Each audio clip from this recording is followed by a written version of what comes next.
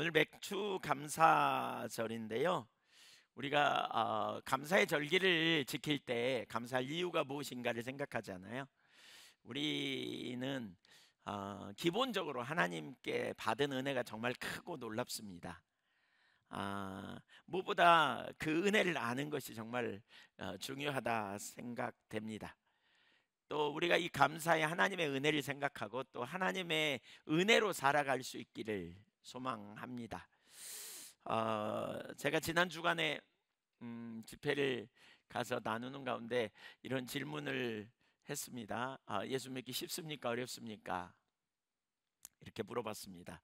뭐라고 대답했을까요? 네, 여러분 어떻게 생각합니까? 예수 믿기 쉽습니까? 어렵습니까? 네, 침묵이 답입니까? 네. 많은 사람들이 예수 믿기가 쉽지 않다 이렇게 보통 이야기를 합니다. 근데 사도 바울은 어떻게 생각했을까 한번 생각을 해보십시오. 이 다음에 하늘나라 가거든 한번 물어보고 싶습니다. 사도 바울은 예수 믿기 쉽다 그랬을까요? 어렵다 그랬을까요? 아마도 쉽다고 했을 것 같습니다. 만약에 그런 믿음의 사람들은 예수 믿기 쉽다고 말했는데 우리가 예수 믿기 어렵다고 말한다면 우리 신앙에 뭔가 좀 문제가 있겠죠? 그래서 이러한 의미가 무엇인지를 우리가 제대로 깨닫고 신앙생활을 하는 것이 얼마나 중요한지. 야, 사실 그 은혜라는 사실을 깨달으면 우리가 진정으로 하나님의 은혜로 인하여 감사하고 또 은혜를 힘입어 살아가는 것이 우리 그리스도인의 삶이어야 돼요. 왜 그런 찬양 있잖아요. 은혜 없이는 살아갈 수가 없네. 호흡마저도 주의 것이니. 참된 평안과 뭐죠? 위로 내게 주신 주 오직 은혜뿐이네. 뭐 이런 오직 은혜뿐이네. 오직 은혜가 우리에게 얼마나 소중한지. 여러분은 은혜로 사시는지 아니면 은혜로 사는 삶이 무엇인지 우리가 좀 살펴보면 좋겠어요. 많은 사람들에게 물어보면 신앙생활이 어렵다고 말하는 이유는 하나님의 말씀을 자기 힘과 능력으로 지켜내려고 하기 때문에 어려운 게 아닌가, 어렵다고 여기는 게 아닌가라는 생각을 합니다. 그러니까 두 가지 이유가 있을 것 같아요. 하나는 그러니까 이제 뭐죠? 세상이 너무 좋아. 난 여전히 돈이 좋고 쾌락이 좋고 명예가 좋고 적당히 그냥 육체의 본능을 따라 살고 이런 게 너무 좋아서 말씀대로 살라 그러면 엄청 부담이 되고 난 그렇게 안 살고 싶은데 뭐 이런 이유가 있을 수 있어요. 그런 이유로 이제 하나님의 말씀을 듣기가 좀 거북살스럽고 또 예수 믿기가 힘든 사람은 그러니까 하나님이 생명이라는 사실을 아는 게 참 중요하다 싶어요. 하나님이 생명이세요. 성경에 보면. 그러니까 하나님이 생명이라는 말은 하나님과 우리와 함께하면 생명이신 하나님이 우리와 함께하심으로 우리의 삶에 생명이 넘치는 거죠. 풍요가 넘치는 거죠. 그걸 복이라 그래요. 그래서 우리가 이 땅에서 그 진정한 복, 진정한 샬롬, 진정한 능력의 삶을 살려면 하나님이 생명이라는 걸 알아야 되고요. 그러면 생명이 있는데 우리가 그 생명 대신 주님과 함께 하고 싶겠죠. 거기에 우리의 소원이 있다면 우리의 가치관이 변화되겠죠. 세상보다 명예보다 쾌락보다 난 주님을 더 원하네 이렇게 되겠죠. 그러니까 그런 영역이 하나가 바뀌어야 되고요. 또 다른 하나는 우리가 나는 뭐 주님이 생명이심을 알고 난 주님의 뜻대로 살려고 해. 그런데 말씀대로 살아보려니까 안 사라지더라. 이런 경우가 있잖아요. 그렇죠? 말씀대로 살기가 너무 힘든 것 같아. 나는 능력도 없는데 하나님 말씀대로 살라고 자꾸 우리를 초청하는 것 같아. 그래서 난 예수 믿기 어렵다고 생각해. 뭐 이런 부류의 사람도 있을 거라고 생각이 돼요. 네. 말씀대로 살 수 있는 능력이 없는데 살라고 주님이 과연 그러실까요? 우리에게? 네. 네, 그렇게 하세요. 하나님이 우리에게 말씀하시는 건 우리가 살 수 없지만 살 수 있는 능력, 그러니까 우리가 살 수 있는 능력이 없는데 말씀대로 살라고 우리를 초청하세요. 그래서 우리가 결국 어떻게 돼요? 모두 다 죄인이고 소망이 없는 자가 된 거죠. 그래서 하나님의 아들이 오셔서 우리를 구원해 내셨고, 그리고 우리에게 영원한 생명을 주신 거죠. 그래서 하나님의 말씀하시는 앞에 서면 모든 사람이 죄를 범했고 하나님의 영광에 이를 수 없는 자들이 되었죠. 그래서 우리가 예수 그리스도의 은혜로 구원받은 사람이죠.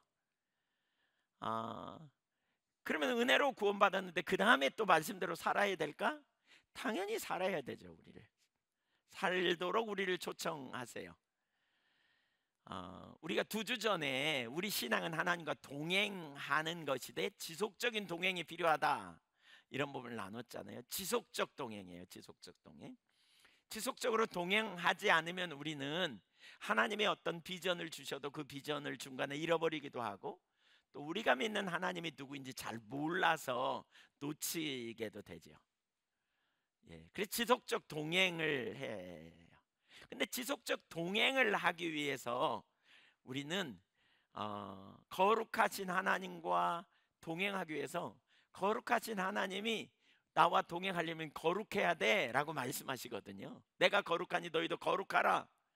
그래서 우리가 레위기 26장 3절을 지난번에 봤잖아요. 거기에 너희가 내 명령과 규례를 지키면, 행하면, 준행하면 이라고 말하는데, 거기 준행하다는 뜻 단어에 3가지 단어가 있다 그랬어요. 하나는 뭐냐 하면 걸어가면, 발을 맞춰 걸어가면 이런 의미고요. 하나는 샤마르라는 말로 지키면, 그 계명을 지키면 그 말이고, 또 하나는 행하면 그 말이 포함된다 그랬어요. 그러니까 하나님의 명령과 규례를 지키고 우리가 행하고, 그리고 그 말씀을 따라 걸어가면 3가지 나타티라는 히브리어로 연결된 3가지 축복이 있는데, 때를 맞춰 비를 주셔서 풍요한 수확을 거두게 하시고, 그 다음에 하나님이 샬롬으로 지켜주셔서 평강을 누리게 하시고, 혹시 대적이 쳐들어오면 너희 5이 적군 100명을 쫓아내고 너희 100명이 적군 10,000명을 쫓아내는 이런 권세를 주시겠다고 하셨죠. 그리고 3번째 주시는 나타티 축복은 하나님이 이스라엘 백성들과 함께 내내 함께 동행하시는 축복을 주시겠다, 이렇게 말하고 있어요. 그러니까 하나님의 백성을 예수 믿고 구원받은 이후에 하나님의 백성은 계속해서 하나님과 동행해야 되는데, 이때 중요한 게 뭐예요? 그분의 명령을, 그분의 규례를 지켜 행하는 거예요. 그냥 은혜로 구원받은 다음에 네 마음대로 살아라 이러면 너무 좋겠지만 말씀을 지켜 행하라고 말씀하시는 거죠. 그럴 때 하나님이 우리와 동행하시겠다, 이렇게 말씀하시죠. 출애굽기 33장에 보면 이스라엘 백성들이 시내산 앞에서 금송아지를 만든 사건 때문에 하나님이 이렇게 말씀하죠.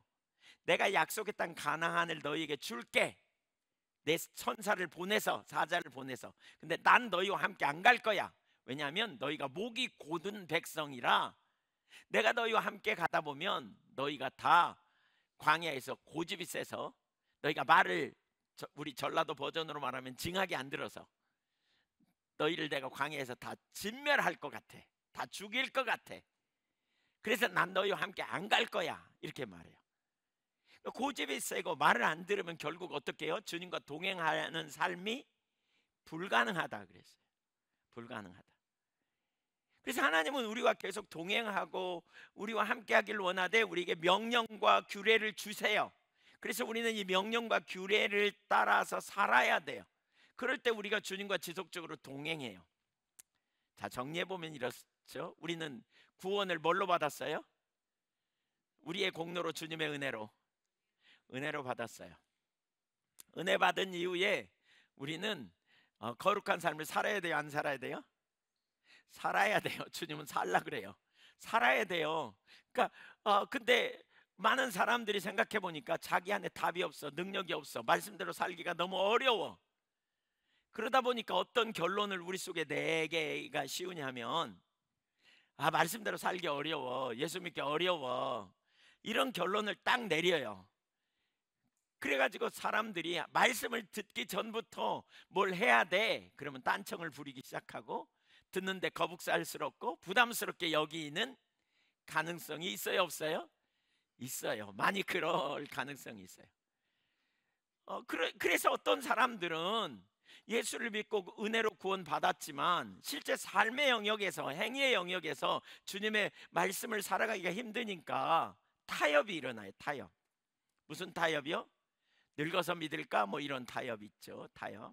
한목에 그냥 예수님 영접하고 그냥 교회 안 다니다가 기억했다가 죽을 때가 가까우면 나 이제 예수 믿고 이제 구원받을까? 이런 생각을 한다든가, 아니면 그냥 나름 열심히 해서 그냥 다른 사람 보기에 내가 그래도 잘하는 축에 끼이는 사람으로 이렇게 하든지, 아니면 또 되게 교묘한 게 있어요. 그게 뭐냐면 이제 복음을 왜곡시키는 거죠. 구원 받았어. 그러니까 너 받았으니까 이제 주님이 너의 모든 죄를 담당했어. 그러니까 너는 이제 그 복음을 믿고 자유하면 돼. 이렇게 이야기하죠. 거기다가 이제 이중 애정론, 구원받은 사람은, 택함 받은 사람은 결국 구원받을 수 있어.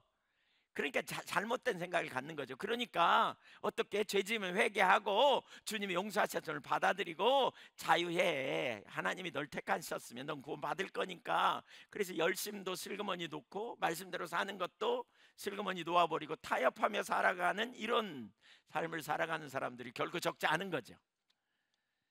결코 적지 않아요.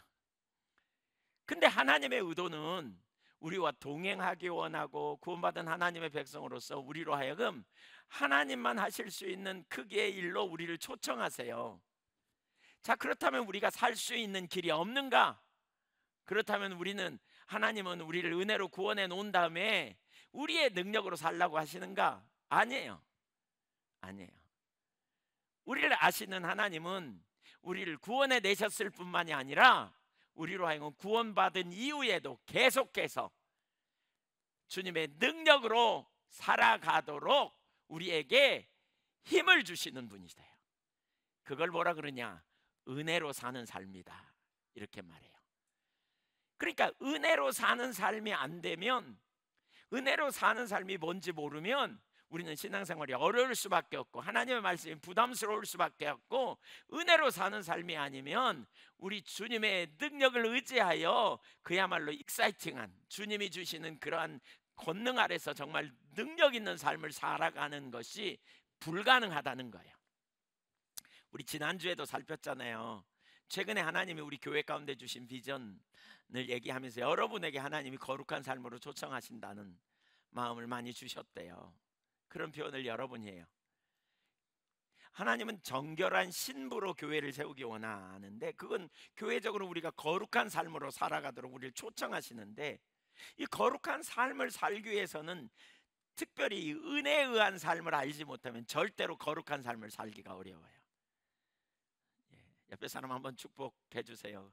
은혜로 사십시다. 아멘. 자, 그러면 이제 은혜로 사는 삶이 무엇인지 좀 살펴보도록 하겠습니다. 첫째, 우리 신앙은 철저히 은혜에 의한 삶이어야 합니다. 그 밑에 첫 번째, 우리는 은혜로 구원에 이르렀습니다. 에베소서 2장 8절과 9절을 같이 읽어보겠습니다. 시작. 너희는 믿음으로 말미암아 구원을 받았으니 이것은 너희에게서 난 것이 아니요 하나님의 선물이라. 행위에서 난 것이 아니니 이는 누구든지 자랑하지 못하게 함이라. 에베소서 2장을 보면 1절부터 3절까지는 과거의 우리의 정체성을 다뤄요. 과거의 정체성이 뭐냐면 허물과 죄로 죽었었던 때였고, 그때 세상의 풍습을 쫓아, 세상의 가치관을 따라 살아갔다는 거예요. 세상 풍속을 쫓아. 근데 그 뒤에 누가 있느냐? 공중권세 잡은 마귀가 있다, 이렇게 말해요. 그러니까 결국 마귀의 종로로 타는 삶을, 세상의 가치관을 따라 살아가는 삶을 살았다면 마음과 육체에 원하는 대로 행해서 결국 하나님의 진노의 자녀였다. 이게 우리의 과거의 상태였어요. 과거의 상태. 그러나 바로 그러한 우리를 구원하기 위해서 긍휼에 풍성하신 하나님이, 이게 이제 4절 이하에 나오는 말씀이에요. 그 큰 은혜를 인하여, 그 큰 사랑으로 인하여 이 땅에 당신의 독생자를 보내시고, 그 독생자 예수 그리스도께서 우리와 함께 십자가에 달려 죽으시고, 십자가에 달려 죽었지만 끝나지 않고 다시 부활하셔서 하늘 보좌 우편에 앉게 되었다. 이때 되게 중요한 개념이 뭐냐면, 우리가 예수를 믿음으로 그분과 연합하여 함께 살리심을 받고 함께 하나님 보좌 우편에 앉게 되는, 그것이 우리의 신분이다 라고 표현해요. 이게 뭘로 되었다고요? 은혜로 된 것이다, 이렇게 표현합니다. 그러면서 이것을 보여주는 중요한 개념 중에 하나는 에베소서 2장 7절에 보면, 오는 여러 세대에 하나님의 은혜가 얼마나 풍성한지 알게 하려고 하신다. 그리고는 이제 8절 9절에서 너희가 그 은혜에 의하여, 그 은혜가 뭔지 아시겠죠? 하나님이 베푸신 호의인데, 우리가 소망 없는 우리를 위하여 하나님이 독생자를 이 땅에 보내셔서 그 독생자의 모든 십자가를 짊어지시고 구원하신 행위들, 이게 다 은혜예요, 은혜. 우리가 그 은혜에 의하여 믿음으로 말미암아 우리가 구원을 받은 거죠. 이것은 우리에게서 나온 것이 아니라 우리에게서 나오지 않았기 때문에 우리가 뭐 해야 된다? 자랑할 게 없다 라고 말하는 거죠. 전적인 은혜, 바꿔 말하면 하나님의 선물로 주었기 때문에 여기서 기억해야 될 중요한 단어는 자랑하지 못하게 하려 합니다. 한번 따라해보세요. 자랑하지 못하게 한다. 이 자랑이라는 단어가 성경에 참 많이 나와요. 특별히 바울 서신서에 되게 많이 나와요. 왜냐하면 어떤 사람들은 자랑을 막 했거든요. 어떤 사람들은 자기들이 신앙생활 잘한다고도 자랑하고, 어떤 사람들은 자기들을 보라고 자랑하면서 너희가 우리를 좇으라고 막 이렇게 말했거든요. 그래서 바울은 복음을 제대로 안다면 자랑할 게 없다는 거예요. 로마서 3장 27절도 한번 볼까요? 같이 읽어볼까요? 그런즉 자랑할 데가 어디냐? 있을 수가 없느니라. 무슨 법으로냐? 행위로냐? 아니라 오직 믿음의 법으로니라. 믿음으로. 로마서 4장 2절도 한번 볼까요? 로마서 4장 2절 시작. 만일 아브라함이 행위로서 의롭다 하심을 받았으면 자랑할 것이 있으려니와 하나님 앞에서는 없느니라. 여러분, 구원 어떻게 받았어요? 은혜로 받으셨어요? 맞습니까? 그럼 자랑하지 않기를 바랍니다. 자랑할 게 없어요. 맞죠? 자랑할 게 없어요. 그럼 왜 자랑할 게 없다고 말할까? 사실 우리는 자랑하는 체질이거든요. 아담의 타락 이후에 우리는 자랑하는 체질이에요. 자꾸 뭐 좀 있으면 자랑하는 거죠. 내놓을 게 있으면 자꾸 자랑해요. 나 이런 사람이야, 나 이렇게 했어, 나 이렇게 뭘 내놓을 거리가 있어 라고 자꾸 그렇게 말하거든요. 자랑할 거리가 있는. 그러면서 자기 안에 뭐가 답이 있는 것처럼, 사실 이건 교만이고요. 너무나 놀라운 사실은 이제 우리가 은혜로 살려면 이게 깨져야 돼요. 왜냐하면 하나님은 교만한 자를 뭐 한다? 대적하신다. 겸손한 자에게 은혜를 주시기 때문에 이게 내려져야 돼요. 내가 과거에 했던 일, 내가 뭔가 잘했던 거, 이게 깨지지 않으면 우리가 은혜로 살 수 없어요. 자, 좀 더 나가 보죠. 두 번째, 은혜로 구원받는 방식. 그러면 은혜로 구원받았다는 말의 의미가 뭔지 조금 더 볼까요? 고린도전서 1장 26절 이하를 같이 읽어보겠습니다. 형제들아, 너희를 부르심을 보라. 함께 읽으시자고요. 육체를 따라 지혜로운 자가 많지 아니하며 능한 자가 많지 아니하며 문벌 좋은 자가 많지 아니하도다. 그러나 하나님께서 세상에 미련한 것들을 택하사 지혜 있는 자들을 부끄럽게 하려 하시고 세상에 약한 것들을 택하사 강한 것들을 부끄럽게 하려 하시며 하나님께서 세상에 천한 것들과 멸시받는 것들과 없는 것들을 택하사 있는 것들을 패하려 하시나니. 자, 보세요. 고린도 교회 성도들이 어떻게 구원받았는지 실례를 얘기해요.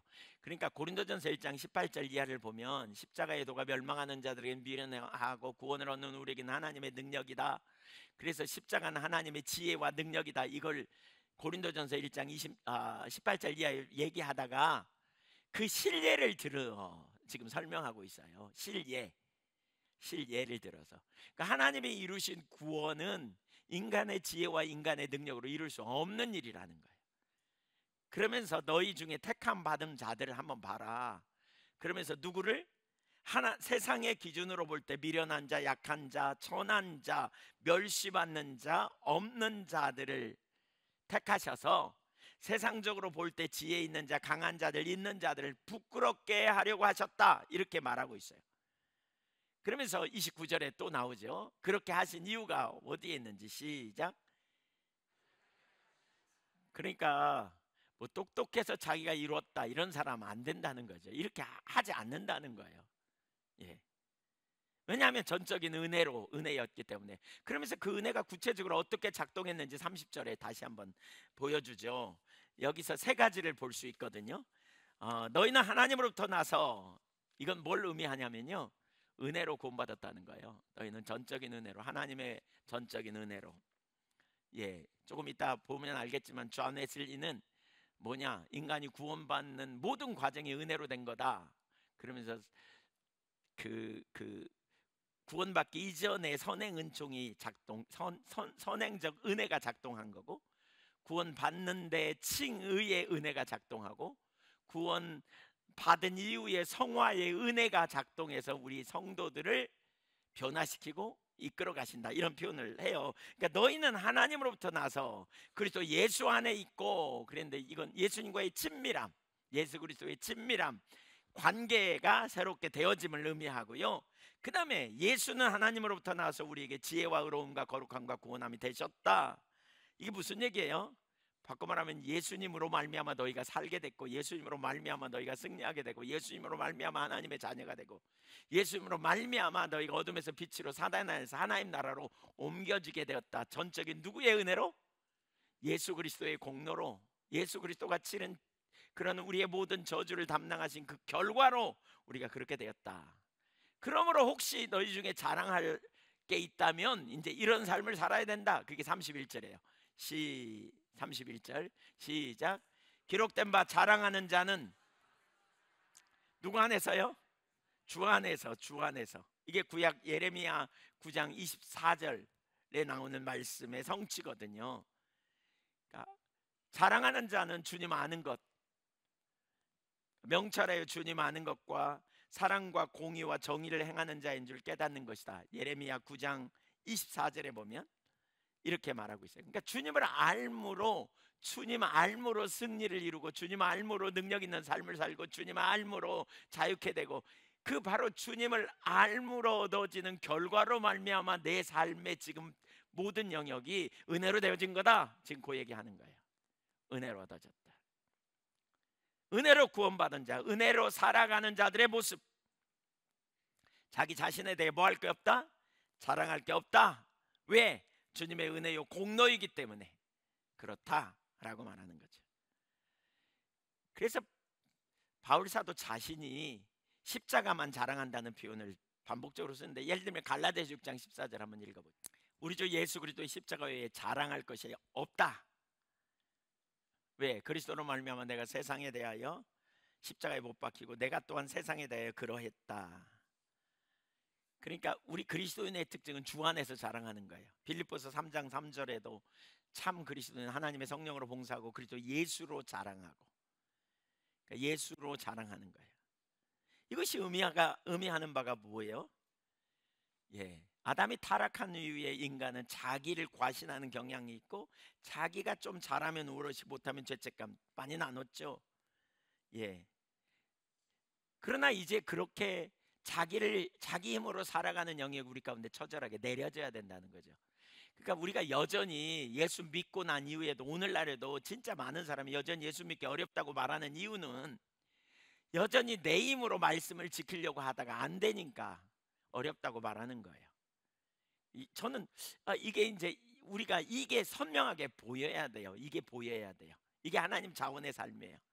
우리 힘으로 안 돼서 하나님의 아들이 오셨고요, 우리는 그 아들을 힘입어서 살아가는 삶, 아들이 은혜로 우리를 구원하신 것처럼, 우리 노력이 아니라, 우리 선행이 아니라, 이제 우리가 살아가는 모든, 말하고 행동하고 살아가는 모든 영역이 그분의 은혜를 힘입어서 살아갈 때 우리는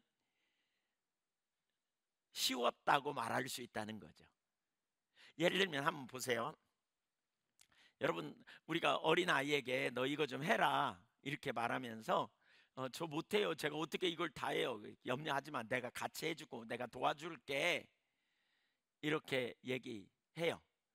그러면 그 일을 하는데 얘가 하는 것보다 도와주는 사람이 훨씬 더 크고 놀라운 일을 해요. 쉽게 그냥. 그러면 그 일이 쉬웠다고 그럴까요? 어려웠다고 그럴까요? 쉬웠다고 말하겠죠. 쉬웠어요. 주님이 이렇게 하시는 거예요. 주님이. 제가 지난주에 왜 저희 그 손자 얘기했죠. 이 과자 까는 거, 이거 하나님 앞에 과자 까는 거 아무것도 아니라니까요. 성경에 그래서 이런 이야기들이 되게 많이 나오잖아요. 기드온에게 하나님께서 네가 미디안을 한 사람 치듯이 물리치리라, 너 가서 미디안 사람을 물리쳐, 이렇게 말하니까 기드온이 그러잖아요. 내가 우리 지파 중에 가장 적은 자인데 제가 못 갖고 해요. 그랬더니 예수님이 뭐라 그래요? 내가 반드시 너와 함께 하리라 그러죠. 이거 세우는 거 어렵다니까요. 근데 주님은 어떻게 세워요? 잡아주겠대. 함께 해주겠대. 그러니까 우리는 우리 자신을 보는 게 아니라 뭐예요? 나와 함께 하시는 주님을 보는 거예요. 주님을 의지하는 거예요. 능력 주실 주님을 의지하는 거죠. 그래서 바울 사도의 삶을 보세요. 이 삶을 살았다는 거예요. 바울이 고린도전서 15장 10절을 보면 그의 삶 전체가 바로 이 삶이었던 걸 고백해요. 시작. 그러나 내가 나된 것은 하나님의 은혜로 된 것이니, 한마디로 전적인 은혜였다니. 전적인 은혜. 내가 지금까지 여기 온 것은 전적으로 그분의 은혜로 된 거라는 거예요. 내가 이렇게 삶이 변화되고 내가 이렇게 먹고 살고 내가 이렇게 살아온 건 전적인 그분의 은혜로 된 거다, 이렇게 표현하고 있어요. 그 다음에 그 뒤에를 보십시오. 내게 주신 그의 은혜가 뭐하지 않아? 헛되지 않아. 이 말은 은혜가 헛될 수도 있다는 거잖아요. 은혜가 헛될 수도 있어요. 이건 이제 나중에 살펴보겠습니다만 잠깐 언급하면 이런 거예요. 은혜가 쏟아져 버릴 수도 있다는 거예요. 그러면 은혜가 헛되지 않기 위해서 뭐가 필요하냐면 믿음의 반응이 필요해요. 믿음의 반응이. 믿음으로 우리가 반응하지 않을 때 은혜가 헛될 수 있다는 거예요. 좀 이따 이제 뒤에 더 설명하겠습니다. 믿음으로 반응해야 돼. 하나님의 은혜를 우리에게 주시겠다고 하고 은혜로 함께 하시겠다고 할 때 우리가 믿음으로 반응하지 않으면 은혜가 헛될 수 있어요. 바울 사도는 철저하게, 그러니까 왜 믿음으로 반응하지 않아요? 자기를 과신하느라고, 자기를 바라보느라고, 자기 안에 뭐가 있다고 생각하면 하나님의 은혜를 향하여 나가지 못해요. 겸손하게. 그러니까 그러면 은혜가 헛될 수 있어요. 아무리 도와준다고 옆에 서 있어도 도움을 청하지 않아. 그냥 자기 혼자 낑낑 하려고 하다가 안 되면 그만두고, 안 되면 그만두고, 뒤집어지고 이렇게 가는 거예요. 제가 예한교회 와서 얼마 안 된 상황에 꿈을 꿨어요. 우리 김능자 권사님이 지금 몸이 불편해서 아마 온라인으로 예배드릴까 싶기도 한데 되게 열심파예요. 마음 맡겨놓으면 얼마나 그냥 잘하시는지 몰라. 그 바쁜 와중에도 주일학교, 여름 성경학교 하시겠다 그러더니 얼마나 완벽하게 일을 해내가시는지 몰라요. 근데 이 복음이 잘 안 보이시는 것 같더라고요. 그래서 이런 부분을 많이 설명했는데도 잘 이해가 이렇게 안 비춰진 것 같아요. 제가 참 안타까운 마음이 있었는데 어느 날 꿈을 꿨는데 이렇게 꿈속에 구덩이에 이렇게 빠져 계세요, 권사님이. 근데 거기서 이렇게 기어 나오려고 이렇게 얼마나 잘 기는지 몰라. 하여튼 그냥 막 올라가가지고 이렇게 그냥 다람쥐처럼 올라가. 근데 끝에까지는 못 나가. 그리고 주르르 미끄러져 또 내려왔다가 또 이쪽으로 기어 올라갔다가 이렇게 이쪽으로 갔다가 기어 떨어져요. 근데 그 옆에 예수님이 서 계세요. 그 다음 장면에. 그러니까 예수님 앞에 권사님 특유의 그 겸손한 표현이 있거든요. 90도로 인사하시는, 오셨냐고. 근데 도움은 안 청해. 그리고 혼자 또 기어 이렇게 그러다가 주르르 미끌리고. 제가 이걸 보면서 꿈에 아니 그 예수님께 도움을 청하면 금방 나올 수 있는데 왜 저러고 계실까, 이런 생각이 들었어요. 여러분, 오늘날 너무나 많은 사람이 주님이 우리를 도우신다, 주님이 우리와 함께 하신다, 이거 입술로 다 고백해요. 믿는다고 말해요. 근데 실제적인 삶에서는 주님께 도움을 구하고 가지 않으면 은혜가 헛된 거예요. 주님의 아무런 능력도 되지 않는 거죠. 그냥 이론에 불과한 거죠. 삶에서는 억압이 가득하고 삶에서는 어떻게 해볼 수 없다고 말하면서 주님을 의지하는 삶이 안 되니까, 그러니까 평생 살아가는데 계속 어려움과 공고함 속에서 예수 믿어도 안 된다, 말씀대로 살기가 어렵다, 이런 결론을 딱 내리고 더 이상 사모하지도 열망도 안 하고 살아가는 거죠. 오늘날 젊은이들 중에 상당수가 교회 떠나는 이유가 말씀대로 살기 어렵다는 거예요. 말씀대로 살기. 여러분, 말씀대로 살기가 어렵다면 뭔가 잘못된 거예요. 거기에 답이 없을 거라고 여기면 안 돼요. 우리 주님이 우리에게 대답이에요. 주님이 우리를 구원하기 위해서 하늘의 권리를 포기하고 내려오셨다니까. 육신을 입고 오셨다니까요. 아주 낮고 천한 모습으로 오셨다니까요. 동시에 우리의 모든 죄를 짊어지고 십자가에 달려 죽으셔서 부활 승천하셨어요. 그리고 우리에게 영원한 생명이 되시기 위해서 성령으로 또한 우리 가운데 내주하셔서 우리를 도와주시는 분이죠. 사도 바울이 이렇게 얘기하는 거예요.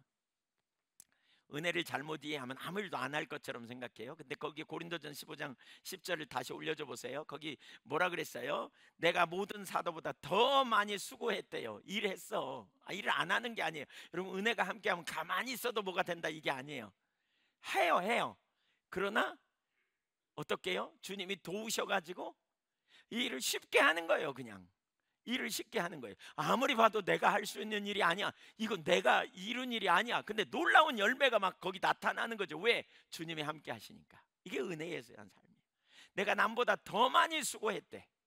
엄청나게 대가를 지불하고 희생을 감당했지만 이게 내가 아니라 나와 함께 하신 하나님의 은혜로 되어진 거다, 이렇게 표현하고 있어요. 여러분, 이 은혜로 사실 수 있기를 축복합니다. 이 은혜로 살아야 돼요, 우리가. 그래야 신앙생활이 쉬워요. 그래야 신앙생활이 놀라워요. 그래야 신앙생활이 자유해요. 그래야 신앙생활이 정말 힘이 있어요. 은혜로 살아야 돼요. 은혜로 살아야지. 그러지만 주님 옆에 세워놓고 인사는 하고 반갑다 그러고 도와달라고 말은 하지만 정작 필요한 순간에 주님께 안 찾아가는 그런 오류를 우리가 범하고 있지 않은지 정말 돌아봐야 돼요. 말할 수 없는 능력을 가지신 주님, 전략을 가지신 주님, 그분을 힘입어야 돼요. 고린도후서 1장 12절에서도 바울은 이런 표현을 합니다. 우리가 세상에서 특별히 너희에 대하여, 고린도 교회에 대하여 하나님의 거룩함과 진실함으로 행했다는 거예요. 인간관계를 행할 때. 근데 육체의 지혜로 하지 아니하고 하나님의 은혜로 행함은 우리 양심이 증언하는 바니 이것이 우리의 자랑이라. 어떻게 해요? 진실함과 거룩함과 진실함으로 사람을 대했다는 거죠. 근데 이렇게 행하되 하나님이 함께 하시는 은혜로 이 일을 감당했다는 거예요. 인간적인 지혜, 인간적인 방법 동원하지 않았다는 거예요. 은혜로 이 일을 감당했어요. 교회를 섬기되 은혜로 섬겼어요. 하나님이 하시는 능력으로 섬기는 거예요. 내가 할 수 없는 크기의 일을 이루어야 그 일을 감당하는 거죠. 우리가 교회에서 사역하고 또 우리가 직장에서 살아가는 삶도, 우리가 가정에서 섬기는 삶도, 모든 영역도 전적인 이 주님의 은혜로 살아야 돼요. 우리 학생들이 공부하는 것도 은혜로, 여러분 모든 삶이 이러한 은혜로 살 수 있기를 축복합니다. 은혜로 살아가는 사람은 신앙생활을, 인생을 이렇게 나중에 전적인 은혜였다고 말할 뿐만이 아니라 정말 하나님의 공급과 능력을 우리가 경험함으로 말미암아 하나님이 얼마나 우리 가운데 은혜 주시기를 기뻐하시는 분인가를 우리가 알 수 있게 되겠죠. 자, 두 번째, 은혜가 무엇인가? 문자적으로 말하면 은혜라는 단어를 영어 그레이스라고 말하잖아요. 근데 그레이스라는 단어와 함께 favor라는 단어도 써요. 호의예요, 호의. 하나님이 문자적으로 직역하면 하나님의 호의. 호의. 그래서 은혜를 보통 뭐라 그래요? 값없이 주시는 하나님의 뭐라? 선물이다, 이렇게 말하죠. 그것은 은혜가 우리에게 임하는 방식입니다. 즉 행위와 상관없이 우리에게 주시는 선물입니다. 그런데 문제는 그 선물의 내용이 무엇인지를 좀 생각해 봐야 돼요. 그러니까 선물이 우리에게 주어지되 조건 없이 주시는 거예요. 근데 조건 없이 오긴 하지만 그 선물의 내용은 뭐냐? 그게 이제 은혜인데요. 그게 뭔지, 그게 은혜의 정의예요. 정의를 알려면 선물의 내용이 뭔지를 알아야 돼. 선물의 내용. 도대체 은혜의 본질이 뭐냐? 이걸 이해할 필요가 있어요. 제가 최근에 존 비비어가 쓴 은혜라는 책, 이전에 읽었지만 다시 이렇게 좀 보게 됐어요. 거기에 이런 예화를 들어요. 존 비비어가 1717년으로 가보자. 총기가 발명되기 1년 전, 아마 총기가 1718년에 발명됐는지 이분이 이제 그냥 이렇게 가상으로 이렇게 만들어낸 얘기예요. 어떤 사람이 배를 타고 가다 난파되어 바다 한복판의 무인도에 혼자 남겨졌다. 그 섬은 언제나 안개로 덮여 있었고 백길에서도 아주 멀리 떨어져 구출될 소망이 거의 없는 섬이었다. 상상을 가지고 좀 생각해 보세요. 섬에 여러분 같으면 어떻겠어요? 그런 상황이 되면. 근데 그 섬에는 야자수가 많이 있었대요. 야자수는 되게 키가 크잖아요. 그 코코넛이 거기 달려 있는데 따먹기가 어렵죠. 키가 커가지고 자동으로 떨어지지 않으면. 네. 또 홀로 남겨진 그 사람은 배가 많이 고팠다. 거기에는 사슴도 있었고 멧돼지 같은 야생 동물도 있었는데 사냥도 어려웠고 코코넛을 따기도 어려웠다. 그뿐 아니라 섬에는 무서운 사나운 곰이 있어 그 곰이 자기를 어떻게 할까봐 잠도 제대로 잘 수 없었고 그래서 높은 바위를 찾아서 그 바위 위에 겨우 잠자리를 마련하고 이제 사다리를 만들어 올라가서 잠자리를 마련하고 그 사다리를 끌어올려서 겨우 이제 잠을 자곤 했는데 문제는 지붕이 없어가지고 비가 오면 흠뻑 젖는 거죠. 그리고 바닥도 이렇게 평평하지 않으니까 혼자 어떻게 할 수 없어가지고 쪼그려서 새우잠을 자는데 매우 지치고 그래서 거의 이제 정말 그 약 2주의 시간이 지나서 이제 탈진할 지경이 됐을 때에 그런데 갑자기 타임머신을 타고 그를 구출할 그에게 누군가가 왔다. 그의 이름은 메신저다. 이분이 이제 그냥 소설로 쓴 거예요. 그가 미래를 내다볼 수 있는 능력이 있는 사람에 의해 보내심을 받았다. 여기서 이제 우리는 좀 감을 잡죠. 그 능력 있는 사람이 누구예요? 하나님이고요. 메신저, 구원자로 온 거죠. 그는 61일 후에 배가 그 근처를 지나갈 것이라고 말해 주었고 그 배가 지나갈 때 구출을 받기 위해서 필요한 총을 선물로 주었다. 그리고 배가 지나갈 때 소리가 들리거든 이제 총을 여러 번 쏘면 소리를 듣고 구출하러 올 것이라는 것이다. 그뿐 아니라 총을 사용해서 곰도 잡을 수 있고 또 총을 사용해서 사슴이나 멧돼지를 잡아 먹거리를 해결할 수도 있다고 자세히 가르쳐 줬다. 총과 수백 발의 총을 주고 이렇게 자세히 가르친 다음 그는 호련히 사라졌다. 생각해보라. 무인도에서 아무것도 없고 무서운 곰의 공격을 받을 상황에 총이 있다면 얼마나 든든하겠는가. 든든하겠죠? 든든할 거예요. 여기서 그 사람은 총을 선물로 받았잖아요. 대가가 일시 받았어요? 없이 받았어요?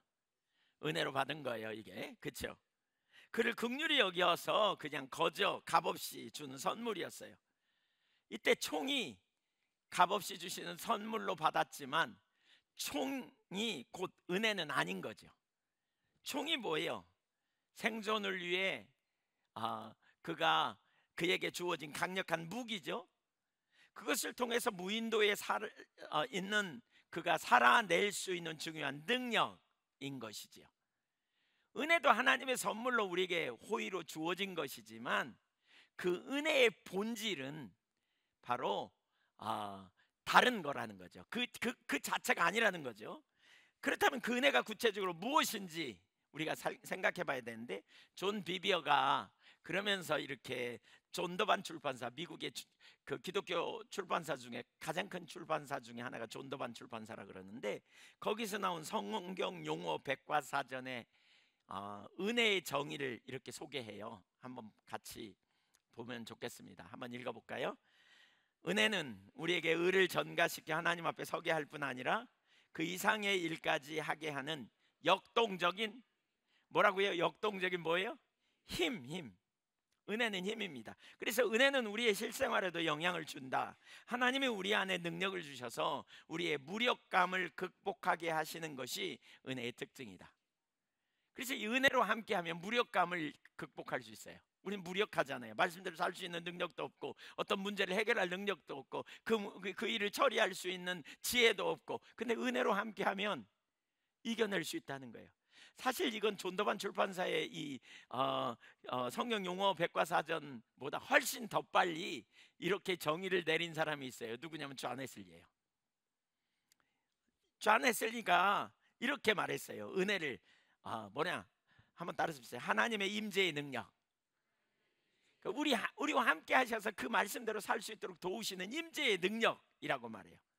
그래서 미국 연합 감리교회 장정회에서 보면 은혜를, 교리와 장정 책에 보면 은혜를 뭐라고 말하냐면, 항상 현존하시는 성령을 통해 인간 존재 안에 있는 하나님께서 과분하고 분에 넘치는 사랑의 행위라고 정의해요.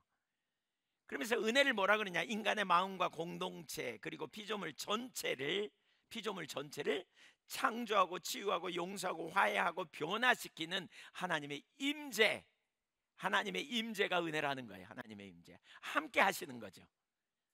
이게 은혜라는 거예요. 이게 하나님의 계신 곳에는 은혜가 있다.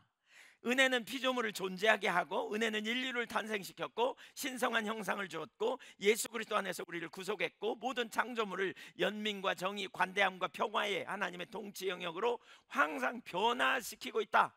은혜가 우리를 변화시킨다는 거예요. 하나님이 우리와 함께 하시는 그 임재의 능력이 은혜예요. 은혜. 그래서 요한에서 이는 전적인 은혜로 말미암는 구원을 얘기할 때 세 가지를 얘기하거든요. 선행은총, 한번 따라해주세요. 선행은총.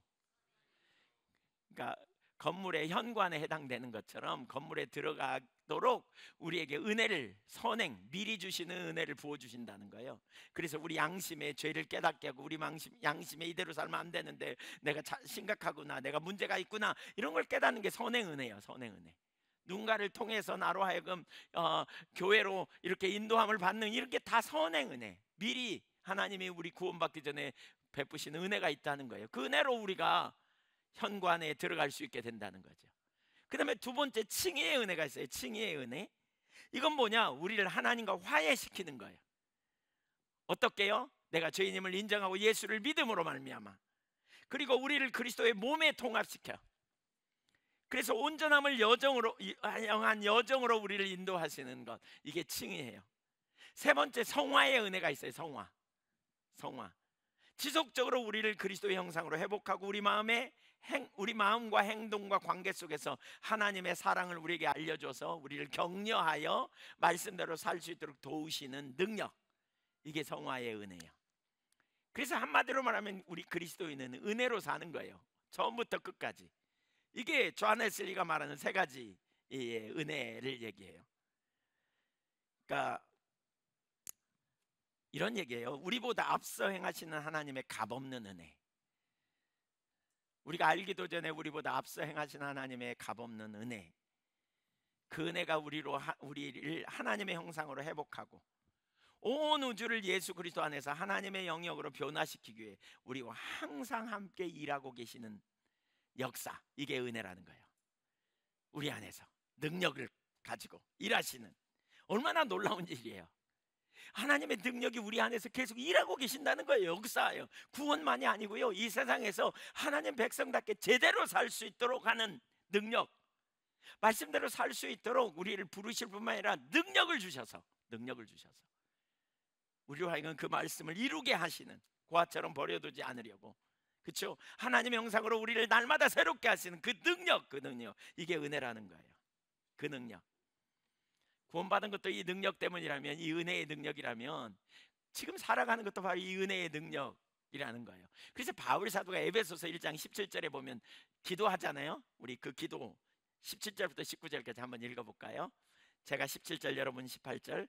우리 주 예수 그리스도의 하나님 영광의 아버지께서 지혜와 계시의 영을 너희에게 주사 하나님을 알게 하시고,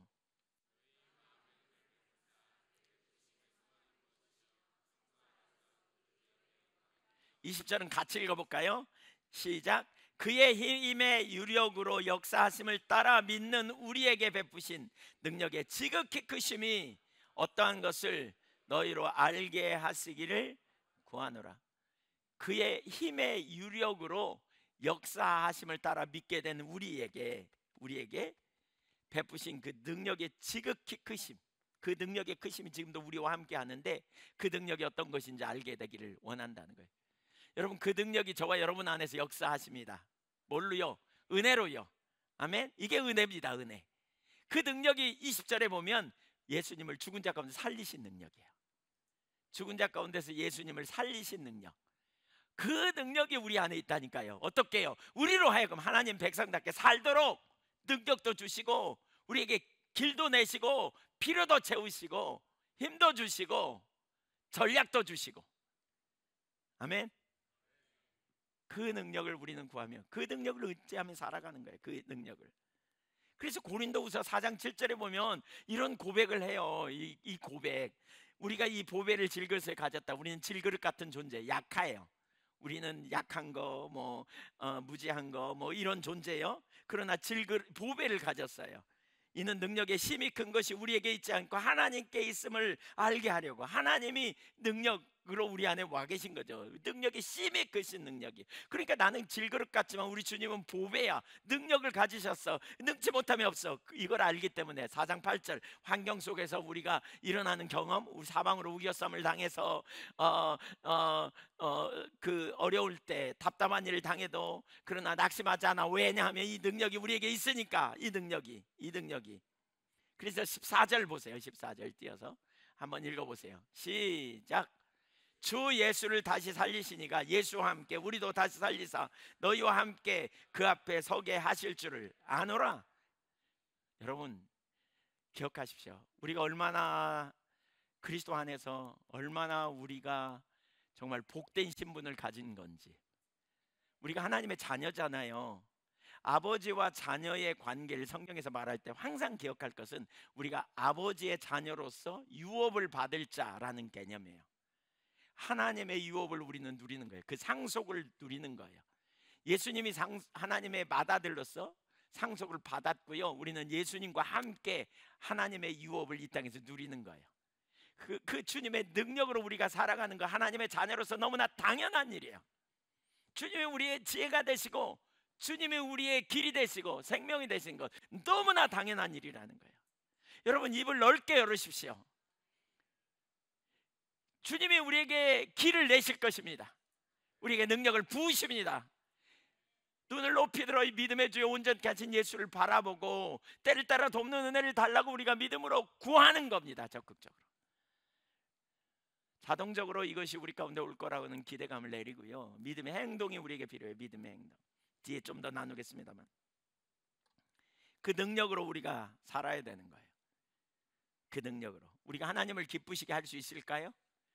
네, 있어요. 성경이 그렇게 말해요. 기쁘시게 하는 삶을 살 수 있다는 거예요. 아니 내가 말씀대로 못 사는데요? 아니요, 살 수 있대요. 어떻게 살 수 있어요? 그분의 은혜를 힘입어요. 그분의 은혜를 따라서 우리가 그분의 은혜를 힘입어서 우리가 하나님을 기쁘시게 하는 삶, 하나님의 영광을 위한 삶, 하나님의 나라와 영광을 위해 우리가 귀하게 쓰임받을 수 있어요. 히브리서 12장 28절 한번 보실래요? 히브리서 12장 28절. 그러므로 우리가 흔들리지 않는 나라를 받았은즉 은혜를 받자 이로 말미암아 경건함과 두려움으로 하나님을 기쁘게 섬길 수 있다는 거예요. 경건함과 두려움으로. 어떻게? 은혜를 통해서. 은혜를 받았기 때문에 이게 가능해요. 우리 안에는 없지만 주님의 은혜가 저와 여러분으로 하여금 그 능력 있는 삶을 살도록 역사하시는 거예요. 이게 얼마나 신나는 일인지. 이때 정말 중요한 자세가 있어요. 이때 정말 중요한 자세가. 그게 뭐냐? 믿음으로 반응하는 거예요. 믿음으로 반응하는 거. 믿음으로 반응하는 것. 그러니까 존 웨슬리 목사님의 그 글을 좀 읽어보면 우리는 우리와 세상 안에서 역사하신 하나님의 임재와 능력에 우리의 삶을 열 때, 그러니까 우리와 세상 안에서 역사하신 하나님의 임재와 능력을 향하여 우리 마음을, 우리의 삶을 열라는 거예요. 기대감을 가지고 하나님을 향해 열어. 그때 우리는 그리스도를 닮아가며 성장하게 된다는 거죠. 은혜 속에 자라고 제자가 되는 것은 우리 자신의 능력으로 이루어질 수 없다. 충만한 은혜, 특별히 성경에 하나님의 충만한 은혜를 되게 많이 말하죠. 베드로 전서 5장 10절에 보면 하나님 모든 은혜의 하나님이라고 말하고 있고요. 그 은혜의 지극히 풍성함, 에베소서 2장 7절에 보면 그런 표현도 말하고 있고요. 은혜의 풍성함이라는 단어가 굉장히 많이 나옵니다. 풍성한 은혜가 있어요. 하나님은 은혜의 풍성하신 분이에요. 그래서 충만한 은혜를 향한 여정으로 우리를 초대하시는 그분은 우리와 동행하시고 우리의 필요를 공급해 주신다. 믿으십니까? 우리를 해방시키시고 새로운 미래를 주시는 하나님은 우리가 은혜 안에서 성장할 수 있는 수단을 제공하심으로써 우리가 새 창조의 새로운 창조를 향해 살아갈 수 있도록 도와주신다. 적극적으로 주님은 저와 여러분을 도우시고 능력을 부어주시고 은혜로 함께해 주시는 분이심을 기억하십시오, 여러분. 아멘. 사실 오늘 우리가 읽은 본문 로마서 6장 14절에 그런 표현이 있죠. 죄가 너희를 주장하지 못한다. 죄가 너희를 주장하지 못한다. 왜냐하면 너희가 법 아래 있지 않고 은혜 아래 있다 그랬어요. 법 아래 있다는 말은 율법 아래 있다는 말이거든요. 율법은 뭘 의미해요? 기준을 제시해요. 그래서 우리가 그 기준 앞에 서면 살 수 없는 우리 자신을 보기 때문에 우리가 항상 그 법의 감옥 아래 갇히게 되는, 죄의 감옥 아래 갇히게 되는, 우리가 할 수 없다는 인식으로 우리가 팍팍 눌리게 되는 결과를 가져와요. 반면에 은혜 아래에 있다는 말은 무슨 얘기예요? 그런 우리를 위하여 스스로 구원받을 수 없게 하나님의 아들이 육신을 입고 오셔서 우리의 모든 죄를 담당하시고 영원히 구원해 내시고, 이제 그 주님은 은혜 가운데서 우리에게 계속적으로 호의를 베푸시고 우리를 사랑하시고 우리를 격려하시고 우리를 말씀대로 살 수 있도록 도와주시고 우리를 인도해 주셔서 우리로 하여금 능히 하나님의 말씀을 살아갈 수 있도록 승리케 하시는 역사를 이루어 주시는 분이시라는 거죠. 로마서 5장 21절에 죄가 사망 안에서 왕노릇 했었다면 이제 은혜가 또한 의로 말미암아 왕노릇하여 우리 주 예수 그리스도로 말미암아 영생에 이르게 하려 함이라 라고 말합니다. 하나님을 기쁘시게 하는 능력, 말씀대로 살 수 있는 능력, 성령님이 저와 여러분에게 주실 줄 믿으시기 바랍니다. 은혜는 거룩한 삶을 살 수 있도록 도와주세요. 성경은 거룩한 삶을 요구해요. 거룩한 삶을 살아야 주님과 동행해요. 우리는 우리 안에 답이 없는 것 때문에 많은 사람이 낭망하고 좌절하지만, 그러나 우리는 우리 자신을 보는 데서 눈을 떼어 은혜의 주, 온전케 하시는 예수 그리스도를 믿음으로 바라보는 것이 얼마나 중요한지 몰라요. 그분이 우리의 힘이고 그분이 우리의 의가 되시고 그분이 우리의 생명이 되시고 그분이 우리의 능력이 되세요. 아까 총 얘기했죠. 무인도에 남겨진 사람에게 남겨진 총 한번 생각해 보세요. 그 총을 가지고요, 무인도에 있는 사람이 그 총을 잘 써야 살아요. 그렇죠? 근데 그 무인도에 있는 사람이 총 쏘는 법도 배우고 총을 통해서 사냥도 하고 그래야 되는데, 만약에 그렇게 하지 않는다면 어떻게 됐을까요? 어마어마한 무기를 가졌지만 총을 사용하지 않는다면 어떻게 될까요? 틀림없이 그는 얼마 안 있다가 죽을 거예요. 말라서 죽든지 모기에 뜯겨서 죽을 일은 없겠지만, 하여튼 뭐 추워서 저체온증에 걸려서, 아니면 배고파서, 아니면 곰에 붙들려서 찢겨 죽든지 죽을 거예요. 그거 안 사용하면. 우리 그리스도인이 왜 이렇게 능력이 없을까요? 그리스도인이 왜 이렇게 피폐될까요? 요한 웨슬리는 이런 표현을 해요. 하나님의 은혜가 모든 사람에게 보편적으로 존재한다. 그리고 누구도 그 은혜에 정할 수 없다. 이렇게 단언해요. 창조하고 용서하고 화해하고 변화시키는 하나님의 임재의 능력은 보편적이고 지속적으로 존재하지만, 그럼에도 불구하고 우리는 우리와 세상 안에서 하나님의 은혜로운 임재와 역사하시는 일에 대하여 저항할 수도 있다라고 표현해요. 화해하고 변화하라는 초대에 아니요, 전 그렇게 안 할래요 라고 말할 수 있는 그러한 본성이 우리 안에 남아 있다는 거죠. 그래서 은혜에 대한 응답을 상실해 버릴 수도 있다는 거죠. 이게 이제 은혜를 헛되이 받는 거예요.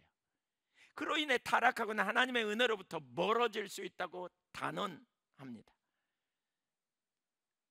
그렇다고 은혜가 갑자기 사라져 버리는 게 아니라 변함없이 남아 있고 계속 축복하고 계속해서 붙들려고 하지만, 우리를 온전함과 구원을 향하여 계속 손짓하지만, 그러나 자기가 돌아서서 그렇게 안 하려고 하는 그러한 영향이 우리 가운데 있다는 거죠.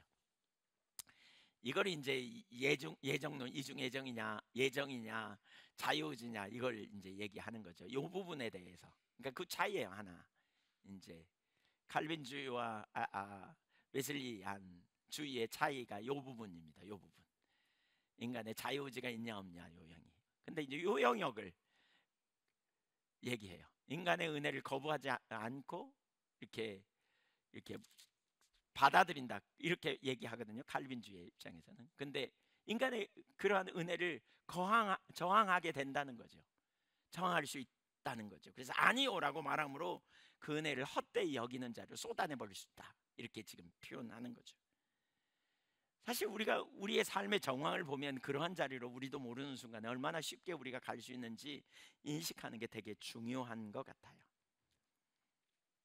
사랑하는 여러분, 주님의 은혜로 주님이 저와 여러분에게 함께 하십니다. 놀라운 능력으로. 믿으십니까? 그 은혜에 우리 믿음으로 반응하여 나가십시다. 사실 그 은혜에 믿음으로 반응하는 것 중에 중요한 한 가지가 뭐예요? 히브리서 4장 15절 16절에 보면 그런 표현이 있잖아요.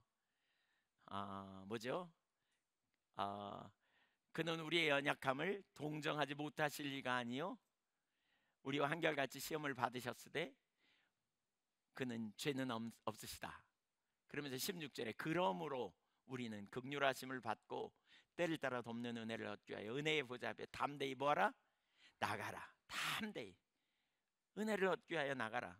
여러분, 믿음은 생각도 믿음으로 생각하고요, 말도 믿음은 세 가지로 표현된다 그랬어요. 믿음으로 생각하고 믿음으로 말하고 믿음으로 선택하는 건데, 어떤 순간에 우리가 해야 될 일이 있어요. 뭐냐? 믿음으로 은혜를 주시기를 기뻐하시는 주님 앞에 적극적으로 나가는 거예요. 우리 자신을 바라보는 데서 눈을 떼어 주님을 보는, 주님께 은혜를 구하는, 여러분을 아시는 주님 앞에. 혹시 여러분 중에 마음이 자꾸 우울해, 자꾸 낙심이 돼, 소망이 없어 보여, 여러분 그런 생각이 드는 분이 있습니까? 네, 괜찮습니다. 거기에 여러분의 소망을 두지 말고 우리를 구원하기 위해 오신 하나님의 아들에게 소망을 두셔야 돼요.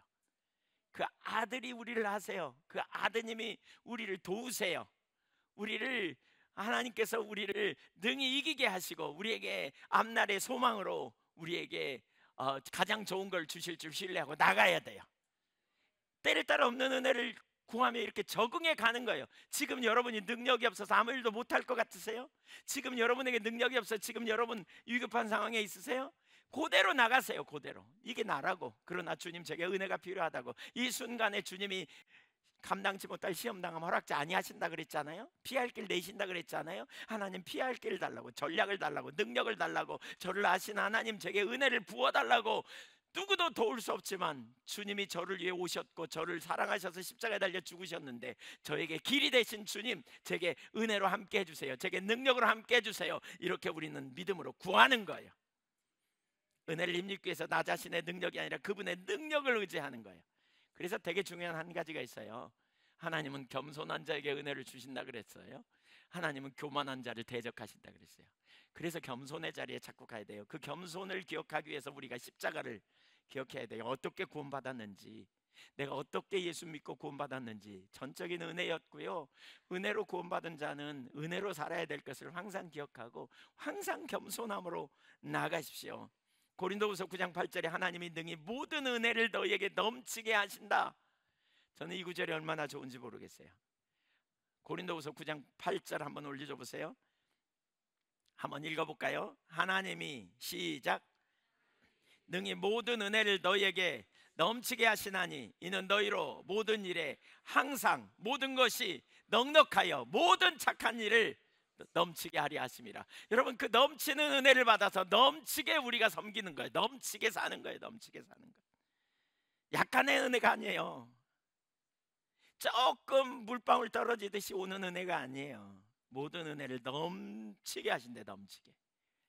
넘치게 부어주시는 은혜. 이게 하나님의 약속이에요. 약속이에요. 어떤 사람은 만나서 얘기하다 보면 그 머릿속에 하나님이 돌아가신 분들이 적지 않아요. 환경 보면서 하나님 안 계신 것처럼 결론을 내려.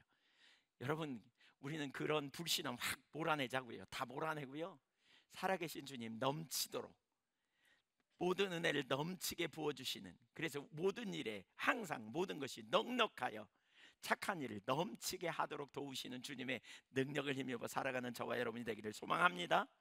양으로 생명을 주되 풍성한 생명을 주기 위해 하늘 권리를 포기하고 오신 우리 주님의 그 은혜를 생각해 보세요. 얼마나 신나는지, 얼마나 신나는지. 저는 제 과거에 저의 연약함을 압니다. 저는 제게 열등의식이 얼마나 심했는지도 압니다. 저는 제 스스로 해결할 수 없는 많은 어려움들을 가지고 있었습니다. 죄의 문제를 이길 능력이 없었습니다. 제 스스로 해결할 능력이 없었습니다. 그래서 저는 은혜를 알기 전에 자주 낭망했습니다. 심지어 예수 믿고 나서도 옛날 버릇이 제게 나오고 옛날 습관이 나오고 옛날 생각이 나오고 그것 때문에 많이 좌절하고 절망했습니다. 그러나 이제 더 이상 낭망하지 않습니다. 왜냐하면 주님의 은혜를 제가 알았기 때문에 그렇습니다. 주님의 은혜로 저와 함께 하심을 알았기 때문에 그렇습니다. 그렇다고 제가 옛날에 저의 약함을 잊어버리려고 생각하지는 않습니다. 왜냐하면 자꾸 동시에 나의 연약함을 기억하려고 했습니다. 왜냐하면 제가 연약했던 시절을 알아야 겸손하고 그것이 은혜를 누리는, 은혜로 함께 하시는 주님의 은혜를 경험하는 비결, 내가 할 수 없는 크게 일을 성취하는 비결이 있더라고요. 사랑하는 여러분, 겸손과 그리고 믿음으로 하나님의 은혜로 살아가는 저와 여러분이 되기를 간절히 소망합니다. 고린도후서 9장 8절 우리 한 번만 더 읽어볼까요? 9장 8절 시작. 너희에게 넘치게 하시나니 이는 너희로 모든 일에 항상 모든 것이 넉넉하여 모든 착한 일을 넘치게 하려 하심이라. 믿으십니까? 넘치게 하시는 은혜, 우리가 그 은혜를 찬양하십시다. 아멘. 네, 우리 같이 찬양 하나 할까요? 오늘 설교 일찍 끝냈습니다. 제가 설교를 좀 줄이려고 그랬는데 일부 예배 시간 설명을 길게 하느라고 그랬는데, 네, 우리 하나님의 은혜의 그 찬양 한번 할까요? 예, 은혜 아니면 살아갈 수가 없네. 그거. 예, 예, 은혜 아니면 살아갈 수가 없네. 우리 그 찬양 진짜 입술로 고백하고, 그냥 멜로디 하지 말고 입술로 진짜 고백하고 우리에게 은혜 주시는 능력의 주님 믿음으로 바라보며 우리 같이 찬양하면 좋겠습니다. 제가 지난 주간에 오늘 설교를 준비하게 된 배경이 있어요. 교회를 위해 기도할 때 하나님이 내 은혜로 이제 모두 다 내 자원으로 살도록 초청하라고 그런 마음을 주셨어요. 그래서 뜬금없이 은혜에 대한 설교를 하게 된 거예요. 주님의 은혜, 한량없는 은혜, 예, 우리에게 그 은혜로 우리가 승리하면 좋겠다 싶습니다. 여러분 중에 말씀대로 살아보려고 결심했는데 잘 안 되는 경험 하신 분 계시죠? 하나님 뜻대로 살아가려고 작정했는데 말씀대로 살려다가 지친 분 계시죠? 그래서 안 되는구나, 나는 못하는구나, 나는 하나님 뜻대로 살기가 어려운 존재구나 라는 생각이 여러분 중에 혹시 있으셨나요? 이 시간 그것 때문에 낭망하고 좌절했다면 불신앙이라고 고백하며 회개하고요, 하나님 은혜 주셔서 제가 하나님 의지하며 살겠다고 이렇게 고백하고 기도하며 나가면 좋겠어요. 하나님, 제가 정말 하나님 기쁘시게 하는 삶을 살고 싶은데 내게 답이 없어요. 저때 나이가 엄마 품을 사모하는 것처럼 하나님을 바라보고 제게 은혜를 달라고, 제게 능력을 달라고, 저에게 힘을 달라고, 저를 인도해 달라고 이렇게 기도하십시오. 그리고 주님 은혜에 대해서 더 가르쳐 달라고 이렇게 기도하십시오. 주님이 예비하신 그 놀라운 은혜, 풍성한 은혜, 부족함 없는 은혜, 세우고도 남음이 있는 은혜, 부족해서 꿀 필요가 없는, 주님은 얼마든지 주시기를 원하는 그 능력으로 내가 살겠다고, 나를 바라보는 거 그만두겠다고. 혹시 하나님이 이렇게 기도하면 주실까 안 주실까 생각하는 것도 다 내리세요. 너희가 갈지라도 자식에게 좋은 걸 줄 줄 알거든. 하물며 우리 주님이 주시지 않겠느냐고 하셨잖아요. 기도했으면 그 다음에 우리가 그 은혜로 함께 하고 있는 걸 믿으세요. 그래서 나가세요. 행위를 해야 돼요. 은혜로 함께 하실 걸 신뢰하고 나가는 거예요. 그리고 부딪힐 때 또 은혜를 구하고. 같이 기도하겠습니다.